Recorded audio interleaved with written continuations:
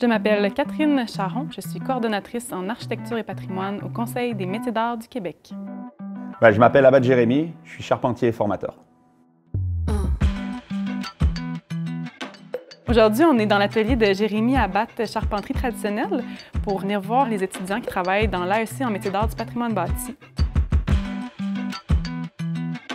L'attestation d'études collégiales en métiers d'art du patrimoine bâti, c'est une nouvelle formation qui a été créée par le Conseil des métiers d'art du Québec en collaboration avec le Cégep du Vieux-Montréal. C'est la première formation diplômante au Québec pour former des gens de métier ou des ouvriers spécialisés qui veulent intervenir en patrimoine bâti sur le territoire. C'est une formation de 510 heures. La façon qu'elle est structurée, c'est qu'il y a 3 cours communs à tous les métiers. Donc, un cours de fonction du travail, caractérisation du bâtiment avec un architecte, dessin technique. Puis ensuite, les étudiants vont se séparer dans les ateliers pratiques avec le formateur qui est un artisan professionnel. C'est une formation vraiment générale. Les relations avec les entrepreneurs, les relations avec les architectes, les relations avec les donneurs d'ouvrage, même des clients particuliers. Tout ce qui est aussi bien administratif que théorique que pratique. Ce qui est vraiment particulier avec cette formation-là, c'est que pour les cours pratiques, on va vraiment s'allier avec des collaborateurs ou des partenaires, des donneurs d'ouvrages qui vont nous confier des pièces, des vraies pièces sur lesquelles les étudiants vont travailler. On s'est allié avec la Ville de Montréal pour sauvegarder la station de pompage Craig. Au moment où est-ce qu'ils ont démantelé la station, qui était un démantèlement préventif pour pouvoir entreposer les matériaux sains, on a réussi à aller récupérer vraiment in extremis les morceaux de la charpente. C'est une charpente qui a plus d'une centaine d'années.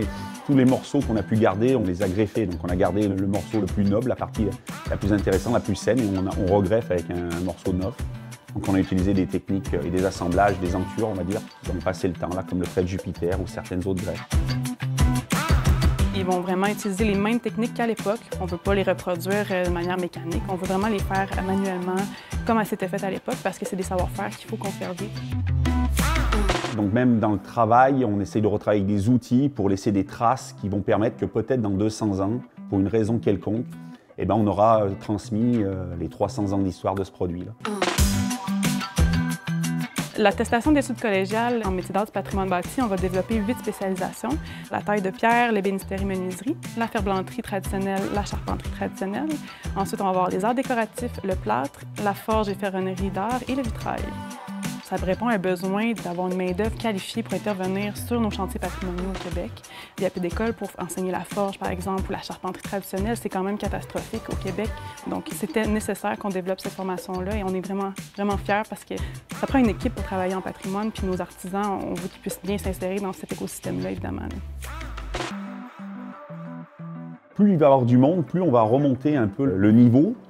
Plus les architectes vont pouvoir repartir dans des dessins de maisons plus belles. Il y a des gens qui vont pouvoir répondre à ces appels et les fabriquer, ces maisons, et refaire quelque chose de joli, comme il y a une époque, il y a eu au niveau mondial, mais beaucoup au Québec. Ouais.